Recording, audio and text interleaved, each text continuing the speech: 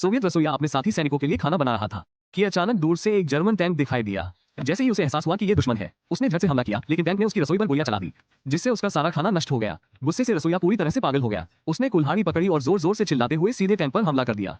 German सैनिक अंदर छिपे रहे। उन्होंने दूरबीन से उस पर गोली चलाने की कोशिश की, लेकिन कामयाब नहीं हुए। रसोइया मशीन गन पर चढ़ गया और अपनी कुल्हाड़ी से उसे तोड़ने लगा। लगातार गोलीबारी से बैरल ज्यादा गर्म हो गया था और उसके बाद से उसका आकार बिगड़ गया था। फिर टैंक ने उसे कुचलने की कोशिश की, लेकिन वो डटा रहा। उसने अपनी आस्तीन भी फाड़ दी और उसके छेदों को बंद कर दिया। क्रूज का दृश्य। अब अंदर के सैनिक पूरी तरह से अंधे हो गए थे। नियंत्रण खोकर टैंक एक तंबू से टकरा गया। रसोइया ने कपड़े को काटकर बाहर निकलने का रास्ता बना लिया। दुश्मन को चकमा देने के लिए वो चिल्लाने लगा। अपनी कुल्हाड़ी जमीन पर पटकने लगा और ऐसे चिल्लाने लगा जैसे पूरी पलटन उसे घेर रही हो। उसने सूखी घास में आग लगा दी, जिससे टैंक धुएं से भर गया। अंदर मौजूद जर्मन पागलों की तरह खांसने लगे। तभी रसोइया टूटी फूटी जर्मन में चिल्लाया, टैंक रोधी ग्रेनेड अंदर फेंको। घबरा गया। चारों सैनिक घबरा गए। उन्होंने दरवाजा खोला और अपने हाथ ऊपर उठा दिए। रसोइये ने जल्दी से उन पर बंदूक तान दी और उन्हें हथियार नीचे गिराने का आदेश दिया।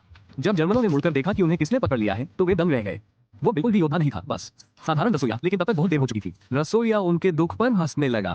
सोवियत सैनिकों के लौटने के तुरंत बाद उन्होंने दूर से टैंक को देखा और इस डर से हमला किया कि यह अभी भी दुश्मन के हाथों में है।